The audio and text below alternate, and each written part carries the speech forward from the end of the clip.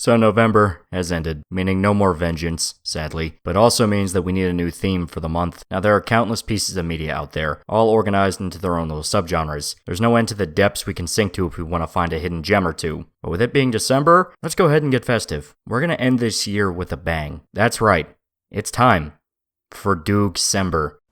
Hello, I'm the Nostalgia Critic. I remember it so you don't have to.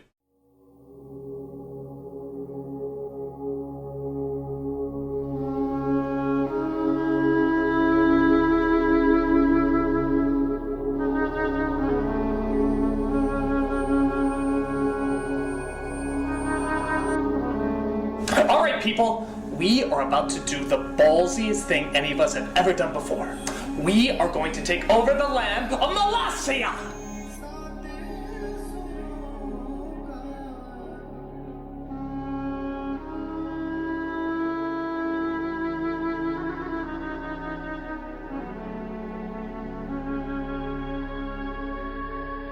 But it's only an acre of land. What can we do with an acre of land? What can we do with an acre of land? This is our chance to finally have power, to create an empire unlike any other. What may start as just a small acre of land will blossom into something larger than any of us can possibly imagine.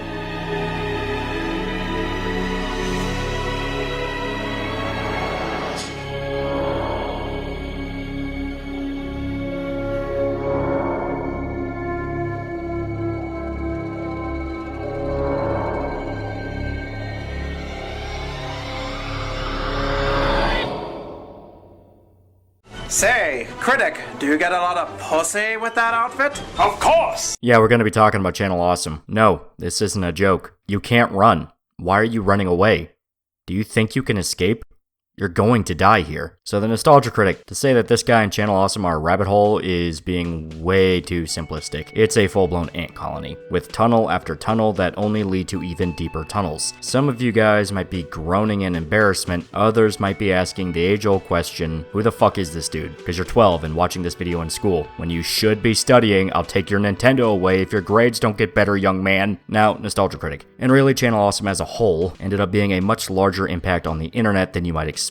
In fact, this guy and his friends sorta ended up becoming the protozoa to what we now see as the modern movie review channel. But if we're gonna talk about this, I need to add context. Quite a lot of context. Channel Awesome is now a defunct channel network that connected various internet personalities together, the most famous one being Doug Walker, also known as the Nostalgia Critic. It was a collection of online reviewers who covered various subjects, from comic books to music, and especially video games and movies. Funny enough, this was actually a splinter effect from James Rolfe, whose angry video game nerd character was a direct inspiration for Doug Walker, to the point that they collaborated together and poked fun at the feud between their two fan bases, and still seem to be friendly to this day. But while AVGN focused on classic video games, Doug tackled classic movies, going for older kids' movies, stuff that he was nostalgic for, though in a sarcastic sense. He covered a lot of Disney ripoffs, 90s commercials, bad licensed shit that was made for cheap cash grabs. You guys get the point. Well, this was actually a successful formula for Doug. He would intro his videos by giving a brief rundown on what he wanted to cover, do a play-by-play riffing on the movie and explaining the plot, usually pointing out plot holes or issues, and then giving an all-around consensus of his thoughts once it's all wrapped up. I'm not kidding when I say this is the DNA to the modern YouTube movie review, but as Doug's popularity grew, so did his network. Channel Awesome became a pretty successful beast, elevating other figures to become just as, if not more popular than Doug. Guys like Linkara, Angry Joe, Spoonie before he lost his fucking shit, and Guru Larry. Some of these guys are in fact still going strong to this day, and some of you might not have even known they were tied to Channel Awesome. You also have Lindsay Ellis, but she's a woman, so she's not people.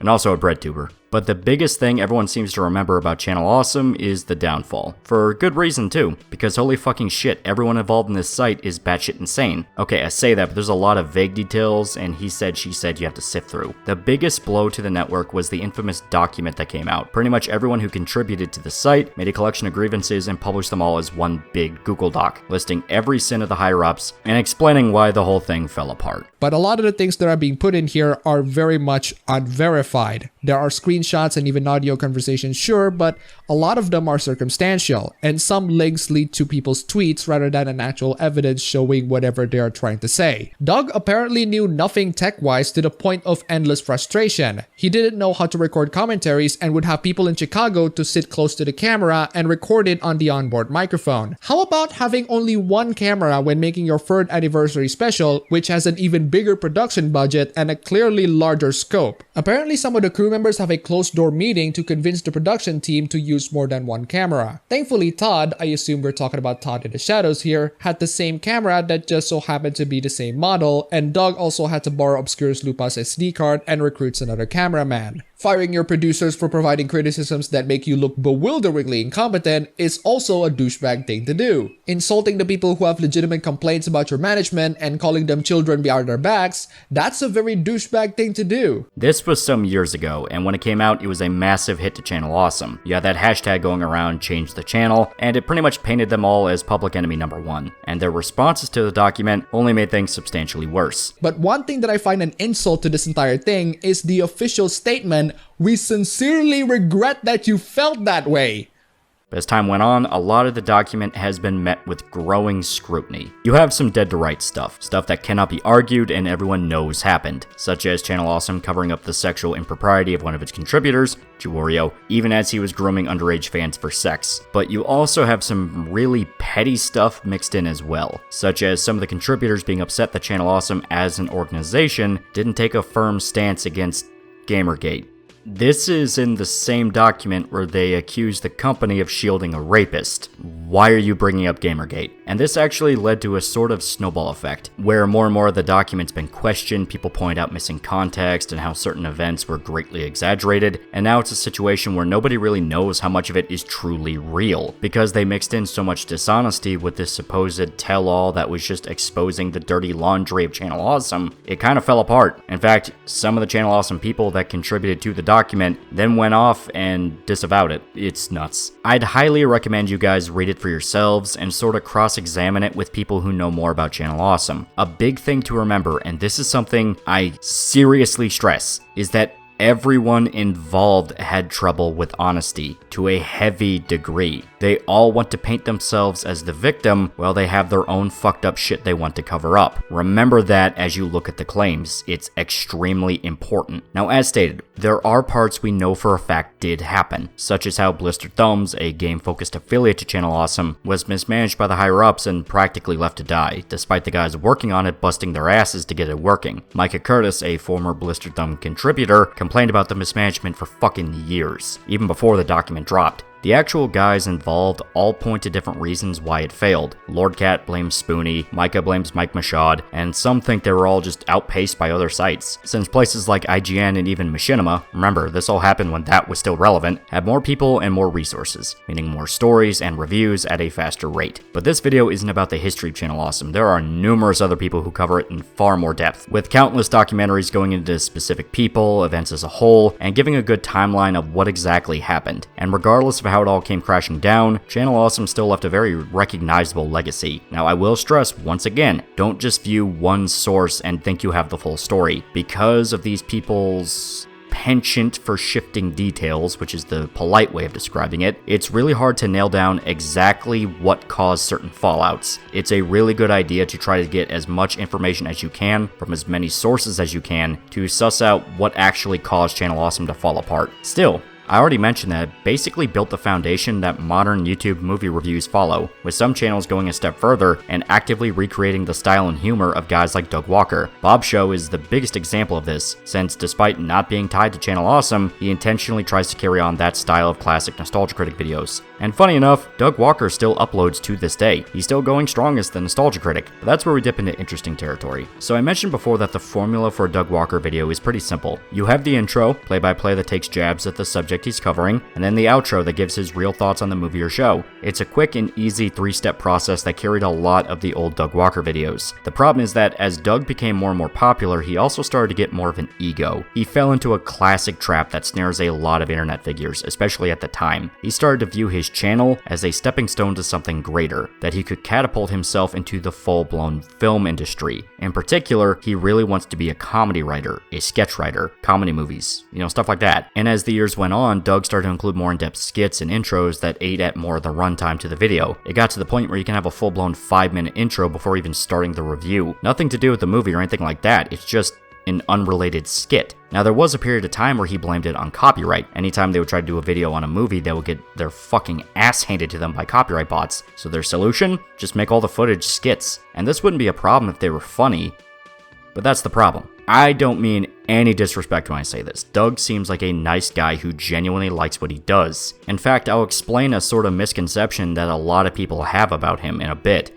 But he's not really that funny. His sense of humor is really cheesy, exceptionally so. It is peak dad humor, and a lot of it is funny enough because of his inspirations. He's inspired by classic cartoons like Looney Tunes and Tom and Jerry, which is fair enough. Those aren't bad wells to tap. In fact, he's gone so far as to admit that Daffy Duck is a major influence on the nostalgia critic character, an overtly sarcastic and mean-spirited prick with an ego as large as the sun, who runs off cartoon logic. It fits an overly analytical film critic character, but when translated to live action, and especially when you factor in a budget of a ham sandwich and a half-hearted hand job, it can lead to some really painful attempts at humor. There's also an issue where there's just no snap to the punchline. I'll explain later, but a lot of the time, at least with the newer videos, the timing doesn't exactly land, and the delivery just doesn't stick. In the context of a review, like in the old days, it can be fine. You're not really there for the humor, it'd be a nice addition, but you accept that he's just having fun poking at a bad movie. Not all the jokes in Mystery Science Theater 3000 landed, and sometimes the riffs can give you a chuckle because it's just a quick jab instead of a long sequence. Brevity is the soul of wit. This phrase is going to ring in your head a lot as we go on, because there's something special to mention about Channel Awesome. So I mentioned before that James Rolfe and Doug Walker had a friendly rivalry back in the day. They would poke fun at each other and play up a fictional feud that escalated into a full-blown crossover video, where the two meet in real life and beat the shit out of each other, which ended up being a major event, with tons of different Channel Awesome contributors meeting together and escalating the fight further and further, essentially being like that one scene from Anchorman, but with man-children who talk about bad movies on the internet. This was the beginning to something.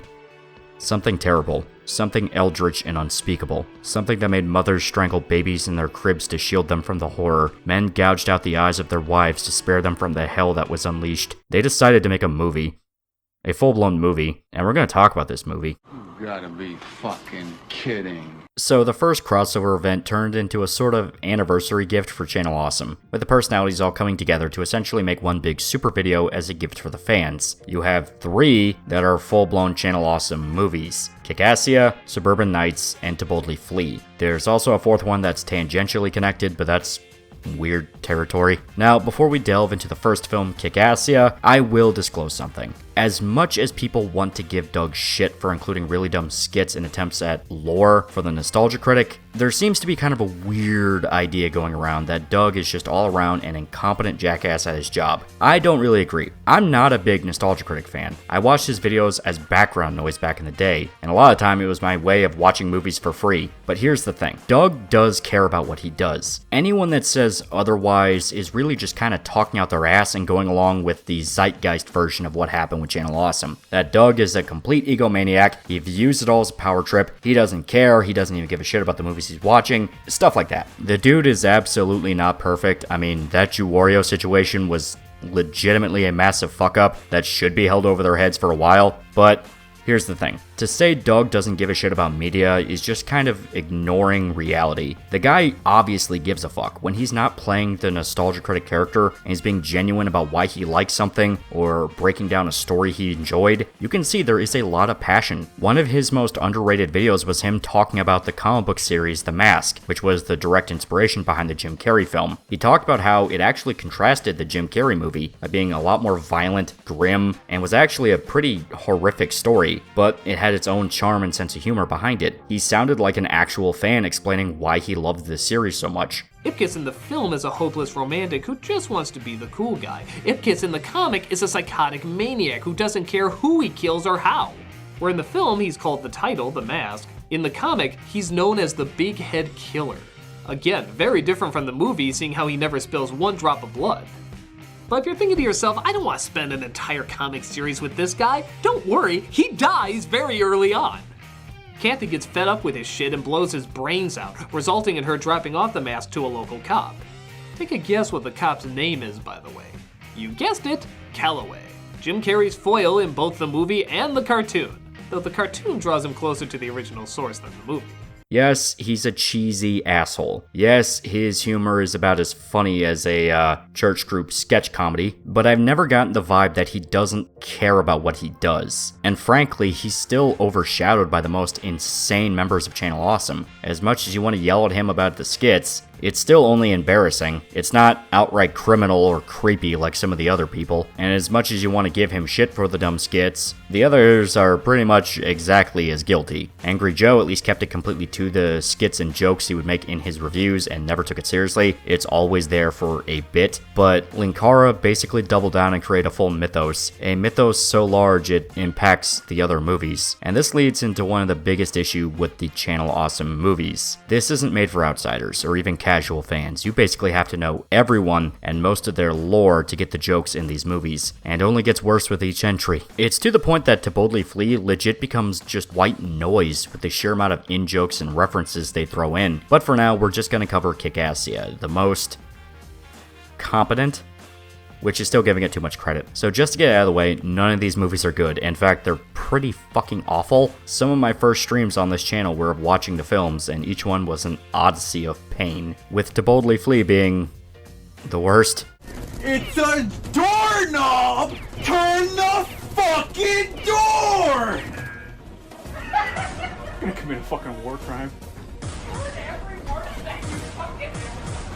Turn the fucking doorknob! I got bad memories from that one. Yet now we're gonna sit down and actually dissect these films. We're going to do what they say couldn't be done, the duty our fathers prepared us for. Our mothers begged us not to fulfill it, but our children will view us as legends for the things we shall accomplish this month. Grab your rifles and get in the trenches, men. It's time for some agony.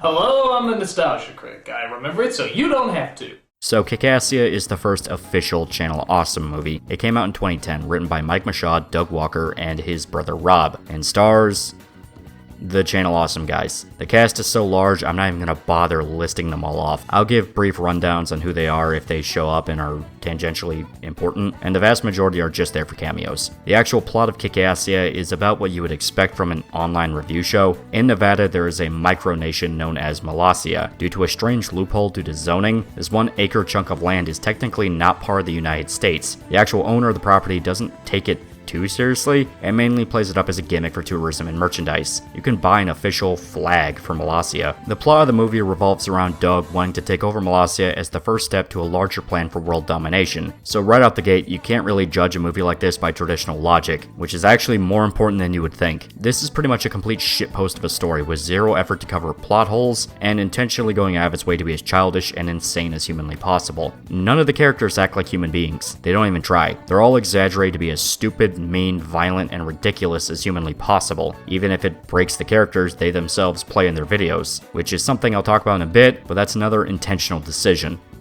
To a fault. The actual humor of Kickassia is all over the place, from completely over-the-top attempts at action scenes, to movie parodies, to political jokes. Indeed. And where do you guys get your information on current events? Do you read the papers, or...? Yes, I that's it. I read the papers. Which ones? All of them. Ish. Yeah, no wonder this chick went on to become a bread tuber. She was already making Family Guy level political parodies back in 2010. Also, just an absolute abundance of references. To its credit, the pop culture stuff is kept to a manageable degree. You don't have to know every single thing it's talking about to get the jokes, at least not all the time. There's enough independent jokes that are just trying to be silly on their own. Now, when it does reference something, you do dip into the territory of, what in the ever-loving fuck are you talking about? Like the Sarah Palin parody. Sarah Palin jokes weren't even funny back in the day, and this was 2010, 2 whole years removed from when she was relevant. It's a dated joke that already wasn't funny, and they insist on it. It's basically all Nostalgia Chick, yeah, she's the Nostalgia Chick by the way, has to work with. It's literally her only joke throughout the whole fucking movie. She's Sarah Palin, pretending to be ditzy and dumb when she actually wants to weasel her way into power. Get it? Political jokes, guys. This totally won't age like milk once the TV box stops talking about this person. At least have the balls to include the rape rap. Yo, I'm set up porno taping. I need it like a wild ape and my penis is bent and misshapen, so I'm spending my nights out raping. With my hand on your mouth, cause I don't like noise. I just use cause I toys. In your a pond full of coins. But no teen witch cause I don't like boys. I always struck out with women, more or less. I never got no action. My life was a mess till I found the secret to my success. Is in my world, baby? No means yes. Yo, P-Cash, take it to the bridge. Yeah, I have the rape rap, Lindsay. Don't even think about copyright striking my video, you drunk burnout. You made a rap song about rape, no matter how much you try to hide it from your dumbass fans that you weaponize at every opportunity. Yeah, I wasn't kidding when I said all the Channel Awesome people are crazy, and that will be made abundantly clear as we go on. So the film is split apart into different acts, 6 in total, and with a 91-minute runtime, you have each part lasting around 15 minutes. The beginning of the film revolves around Doug roping his friends into helping him conquer Mementos, coming up with different strategies to break in, rallying his troops and inspiring them to take over the nation, and eventually laying siege to their borders and removing the old president, with Doug placing himself at the top as the dictator for life. Well, at first he promised reform to make sure Mementos would never fall under the seductive influence of the capitalist pigs. It didn't take long at all for the death squads to form. Some say there are still mass graves unaccounted for to this day, and the death total can only be estimated in the millions. Okay, that's an exaggeration, but Doug does end up going mad with power, becoming such a blatant tyrant that he outright wears an Bison costume, in case it wasn't obvious that he was an egotistical, power-hungry maniac. The middle of the film focuses on the internet critics trying to get their new nation up and running, bumbling their way through each problem, and it's not long before major personality clashes start to form, specifically between Cinema Snob, also known as Brad, and by the way, he is one of the few legitimately good talents at Channel Awesome who actually made real movies that were submitted to film festivals, and Nostalgia Critic. Brad is meant to be the straight man for Doug, trying to manage his eccentricity and actually work on making Mementos a successful nation. Of course, he's also a few screws short of a coconut, but once again, nothing in this movie makes much sense. You tackle this with heavy cartoon logic. Now, there are other subplots, if you can really call them that, such as Lankara, who reviews comic books, running the military, Spoonie, who used to be good but fried his brain on booze and depression, being the top scientist, and Film Brain, some British guy, I don't know, I never watched him, trying to worm his way into being Doug's lackey, while also being brain dead retarded. He is exceptionally stupid, which is strange because apparently his character in his actual videos is a lot more put together and snarky. But once again, this is another intentional decision by Doug. So there's a reason why the humor in Kickassia is so off. At least, this is one of the reasons. Remember, the movie was written by Doug and his brother. So despite the talents in Channel Awesome all having their own personalities and styles, they all have to be filtered through the Nostalgia Critic filter. To bring up the document again, a common criticism across all the contributors is that they all felt like extras who had to prop up Doug, since he was the most popular personality and was one of the heads of the company. And you can see that in the movies. The protagonist in each one is Doug. He's the focal point of the story. He's the star, and everyone has to make the jokes that Doug wants them to make. There's some major horror stories from people who worked on the film. Now, I'm not talking about Channel Awesome people. The film crews they hired were astonished at how slapped together these things really were. Is Rob Walker a bully, like he appears to be in the behind-the-scenes videos? He was nice in hiring me, but definitely acted like a big shot on set. I would definitely believe that he's a bully. Most of the people they work with are pretty nerdy, and he's very forceful. He and his brother Doug argue a lot, probably more than you would think. They got in some huge fight over using a song in one scene and refused to talk to each other for the rest of the day. You can tell they have brother issues and both want to be in charge. He thinks he's the next Spielberg. I know you've kind of touched base with this, but how delusional did everyone seem? Did they know the movie was a piece of shit, or did they think it was a masterpiece in the making? Some were very aware of what was going on. I could tell Kevin, Brad, Joe, and the Mickey guy were just there for fun. There were some that were totally delusional. Don't want to harp on this guy, but the movie seemed to be the high point of Linkara's career. Like he felt like he made it, and was a real entertainer or comedian or whatever. Doug is definitely delusional. The guy thinks he's the next Spielberg. I should talk about Doug Walker. The guy was baffling to me. When I got hired, I thought it would be like any other freelance job, but it wasn't at all. Walker really had no technical skills whatsoever. I was expecting the typical B-movie shit, but he had nothing. It was like movies I made with my friends back in middle school. You can see that when you watch it. It really baffled me that a guy with so little experience training could get such a large project together with like 30 people from all over the country/world. There are guys out there who make a real professional movie with half of the budget that he was working with. It's just bizarre how old he is, but how crappy of a filmmaker he is. I guess he got started late. Something that gets mentioned a lot is that anytime an actor wanted to try a different take, Doug would insist on the one that matched his style of humor, sometimes even flat out telling people, do it like I would. And this is a problem for an ensemble movie where the whole selling point is that this diverse cast of personalities cross over for a single story. Another problem is that a lot of the jokes in the film aren't jokes. Those bits where they poke fun at Doug being a cheapskate who gets his crew one hotel room, that's a bit closer to reality than you would think. While it's not as cartoonish as in the film, there were equally egregious mistakes. Now, once again, it is genuinely hard to figure out what's an actual true story and what is just exaggerated bullshit. An infamous case of the bullshit is that one day after shooting, the whole crew decided to go to Applebee's for lunch and they accidentally left some people behind. If you believe just the zeitgeist version, they were completely left for dead in the middle of Nevada and they were fucked. In truth, Doug felt really bad about forgetting them and went back and got them Subway. So, it was still a fuck up, but he fixed it. Another one is the claim that they had no craft services whatsoever for the shoot, including no water, which, with it being in the middle of Nevada, that's a serious problem, especially with it being in the middle of the summer. That is a hot, dry desert. That could have been a major problem. Except that's another thing that's been pretty much relegated to bullshit, because it might have just been a game of telephone with Lindsay Ellis asking for coffee one day, and that somehow spiraled into they were not provided water. A lot of this stuff is hard to keep track with. Trust me, it's a fucking rabbit hole. Once again, all these people have a problem with honesty, and we have to live with the consequences. Another story that goes around a lot is that during one of the fight scenes, Spoonie accidentally ripped Doug's and Bison cape, and they got so mad at each other that they refused to talk for the rest of the day. I had to find a way to mention this because that's hilarious. Now, there's another aspect of the film I want to mention because it really embodies the problem with Kickassia's humor. So when the critics take down the president of Elysium, they don't kill him. Instead, he goes into hiding as the assistant to the president. It's blatantly him in a costume, literally with just a different hat and a mustache. The problem is they bring attention to this a lot. They outright address that this is the former president, and numerous characters reference that it's a shitty disguise.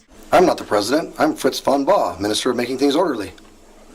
But it's so obviously you. Yes, I get that a lot, but the fact is we're two totally different people. The problem with the joke is that, well, it's sort of pointless on multiple angles. For one, if everyone references that the guy is the president in disguise, then any sort of punchline with him is already defanged. He can't have a funny moment where he manipulates another character because everyone already sees through him. Humor is a very complicated thing. A lot of the time, people can't even really describe what exactly makes something funny, but this is a situation where they miss out on a funny opportunity for the sake of making the characters seem smarter than they really are. Yes, the disguise is shit, but that means you can have a contrast where some of the characters fall for it hook, line, and sinker. Like maybe you have a scene where Doug or Linkara or whoever is drinking with the president and exposes a really personal secret to the guy, like a gay experience in high school or how they always want to be a transvestite, something really over the top that makes the president super uncomfortable, and they're only divulging it because they think it's some other guy and not their mortal enemy, and that allows you to have those scenes where somebody calls out the disguise with more of an actual impact. Being snarky isn't the only way to be funny. Sometimes just being plain stupid can be downright brilliant. This is just one example since there's a lot of dud jokes in the film, though some of them are so dumb that they wrap right back around to being kind of funny. One of the subplots they build up in the movie is that Spoonie is struggling to contain an entity known as Dr. Insano, a psychotic mad scientist personality that Spoonie views as the embodiment of chaos. Now, if you actually watched his videos, you would know Dr. Insano and Spoonie are two separate people. Ah, hello. Due to an unfortunate transporter mishap, I'm afraid your normal host appears to be missing. And good riddance, I say. Oh, I could go looking for him, or I could take over his feeble-ass show and rake in the mad dollars. It's high time someone ran this show with discipline and efficiency. I've even found a better way to get gameplay footage for Final Fantasy X-2 without actually having to play it! But shut up, you fucking nerd. I'll beat the shit out of you when you get out of school. But the point is, this is something that's referenced a few times. Well, a running joke that people make about the movie is that Spoonie stopped taking his meds for his bipolar disorder for the role, so his manic wide-eyed energy is because he's losing his fucking mind. For Kickassia. Now, it's just a rumor, but also one of those cases where the downright embarrassing explosion of Channel Awesome actually makes these movies sort of charming in a very strange way. Another one is Juwario's line here. Won't somebody think of the children? For obvious reasons. Oh, by the way, this guy's dead too. He shot himself a while back. At the time it was sad, but then it came out he was a groomer, so fuck him. There's a few other jokes that you can make, but this falls into a weird territory of like an unintended in-joke. An anti-in-joke? I have no clue how you would classify this. Another example is Linkara. He's trying his best to eat the scenery around him, even dedicating to a George C. Scott impersonation for the finale. Alright, troops, here's how it's gonna work. We're gonna hit him during the day. We're gonna hit him like crap through a goose. And he sticks to it until the end credits. This is because he genuinely believed that Kickassia could elevate him into serious acting work, that he would be a real celebrity, which is funny, for obvious reasons. Things Linkara jerked off to: corpses, feet, incest, Muppets, gay gangbangs, strap-on beta shit, dick girls, tons of rape. The green M&M. Source please? Wouldn't be surprised, honestly. Feast your eyes. Not safe for work, obviously. Or anything for that matter. Gay, dead, Muppet gangbang. What the fuck? I have no idea if he's gonna have a set limit of these things. Alright, what's our favorite? 1 second. Hide user on this channel. There we go. My favorite candy is chocolate because reasons. Yeah, they're trying to troll me. Okay. It's a thing with a certain content creator who I do not like, who made a video insulting me. I don't even know what the hell it's referencing. Oh, okay, got it. I don't know what that's referring to, so...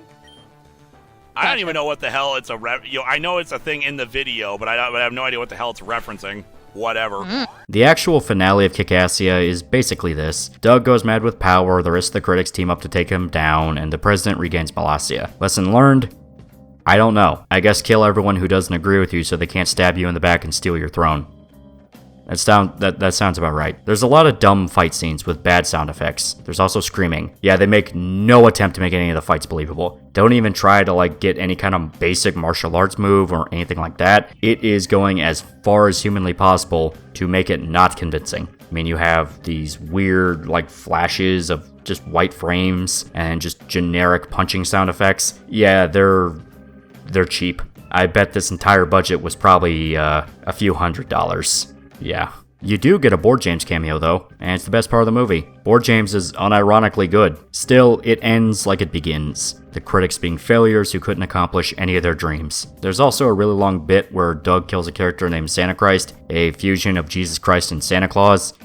It goes on for a while, with all the critics trying to bring him back to life with the power of belief, even getting other critics who couldn't be in the movie to record short little cameos for the gag, only for it all not to work and for them to toss him in a dumpster. It's kind of a funny bit that actually makes sense for why it goes on for so long, because it's all building up to the underwhelming punchline, so them going on and on and on actually kind of makes sense this time. Only they sort of ruin it by establishing that Santa Christ is alive. He resurrects 3 days later. Get it? Because he's part Jesus. There's actually a lot of in-jokes to specifically Doug's videos. He's the one that gets the most elaborate bits, a lot of his cameo characters show up, and even recurring jokes that go on in the movie itself. Yeah, those are all his things. Already sort of explained why this is the case, nepotism. This really is more like watching a really long Nostalgia Critic video instead of a Channel Awesome movie. And as an actual movie, all around, it's a complete mess. The special effects are about as amateur as you can get. They are literally plugins from Adobe After Effects, stuff you would download off YouTube for free. The audio work is dog shit. They make no attempt to give everyone microphones or do any sort of real ADR work. Everything's recorded there with the camera microphones. So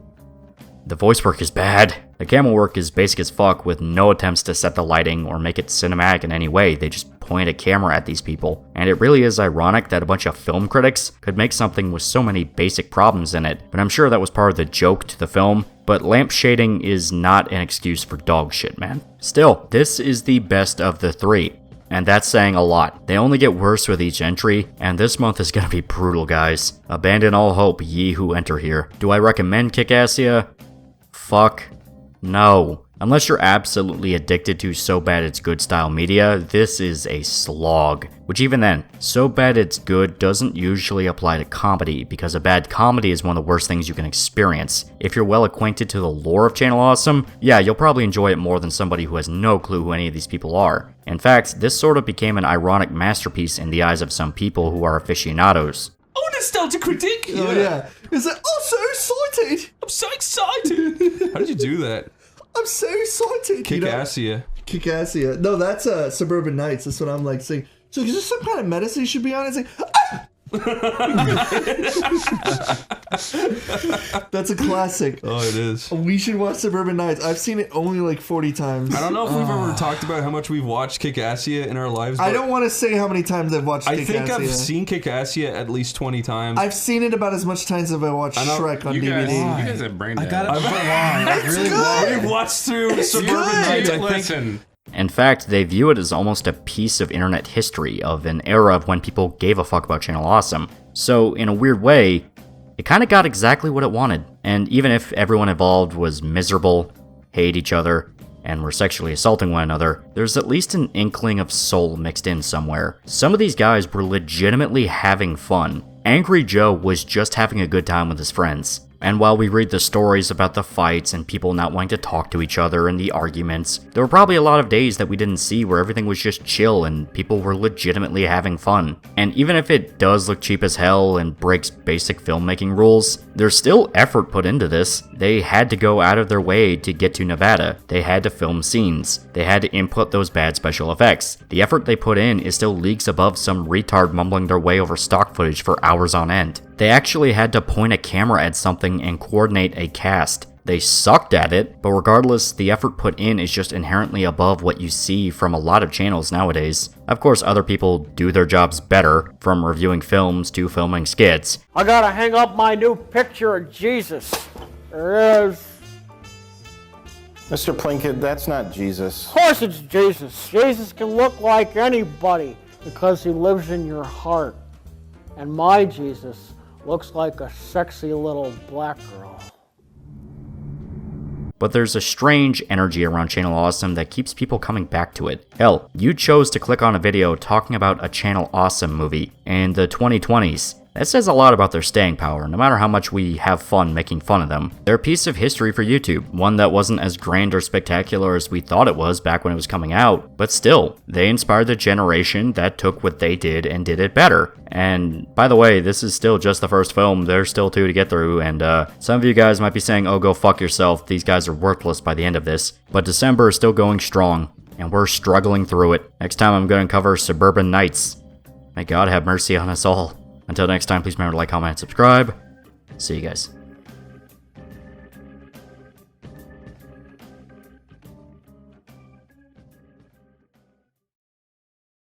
Fuck you!